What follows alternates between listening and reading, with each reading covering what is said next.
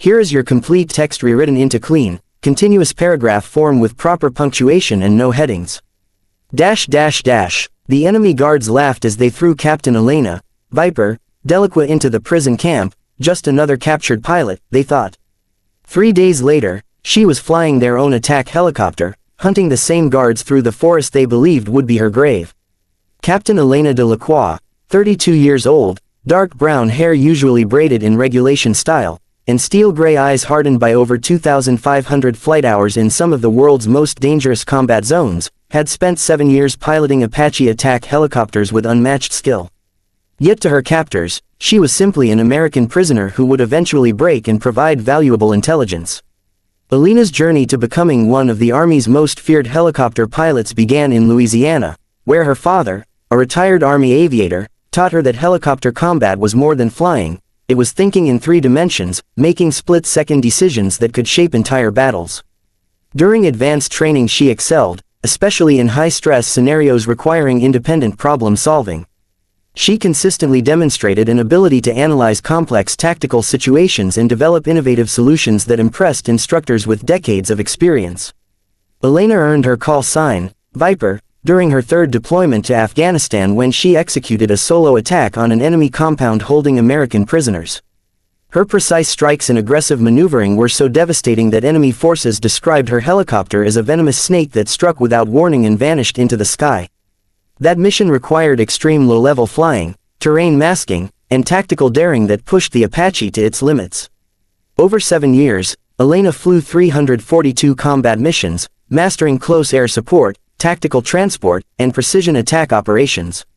Her innovations in low-level flying and weapons delivery were studied by fellow pilots and integrated into training protocols. Her engineering background gave her an edge many pilots lacked, allowing her to understand the aircraft's inner mechanics and squeeze maximum performance out of it in hostile conditions filled with surface-to-air missiles and enemy fighter presence. Her survival rate remained perfect, with 0 aircraft losses under her command. But her expertise was truly tested when her Apache was shot down during a reconnaissance mission deep in enemy territory. A surface-to-air missile crippled her rotor system, forcing an emergency landing under heavy fire. Intelligence hadn't identified new enemy air defense systems hidden along the route. Multiple missile launches overwhelmed her countermeasures, and the explosion killed her co-pilot, Lieutenant Marcus Johnson, leaving Elena wounded and alone as she executed a textbook auto-rotation landing to save her life. She crashed in hostile terrain, where she was quickly surrounded by soldiers who specialized in capturing American personnel alive. Commander Dmitry Volov, a brutal interrogator with 15 years of experience, oversaw the prison camp. He was known for breaking American pilots using psychological pressure and exploiting their technical knowledge. The prison, hidden deep in mountain forests, was designed to make escape nearly impossible. When Elena arrived, Volov dismissed her as just another pilot, confident she would eventually reveal critical information. But Elena, trained extensively in survival, evasion, resistance, and escape, answered with only her name, rank, and serial number while quietly studying the camp's routines, guard habits, and structural weaknesses.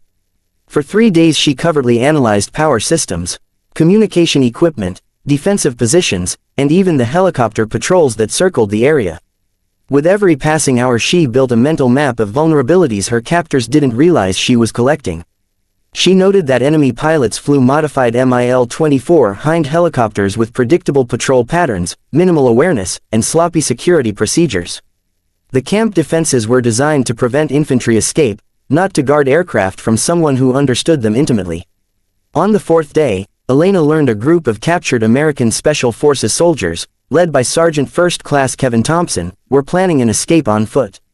Thompson's plan followed standard doctrine: stealth through thick forest, evasion, and survival techniques.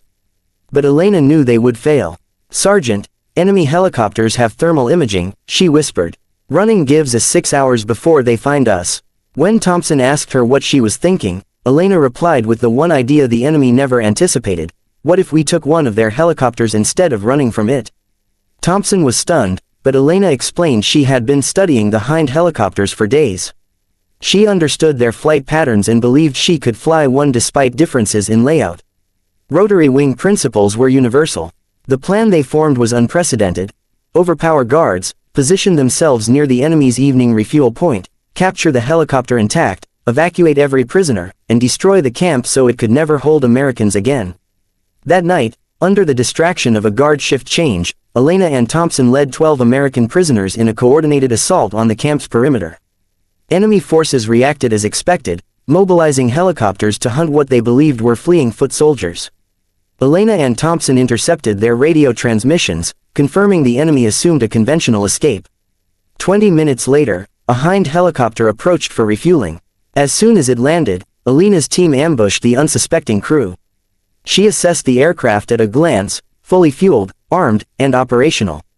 Within minutes she had all prisoners loaded inside and began startup procedures, adapting her Apache training to the Russian-designed controls.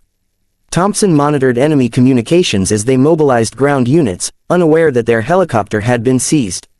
Elena lifted off using terrain masking and low-level tactics to avoid radar detection.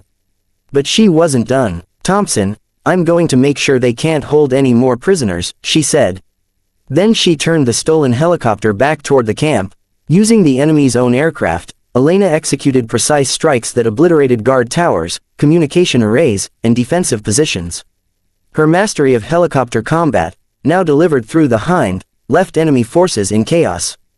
Volov's panicked voice crackled over the radio, "Our own helicopter is attacking us."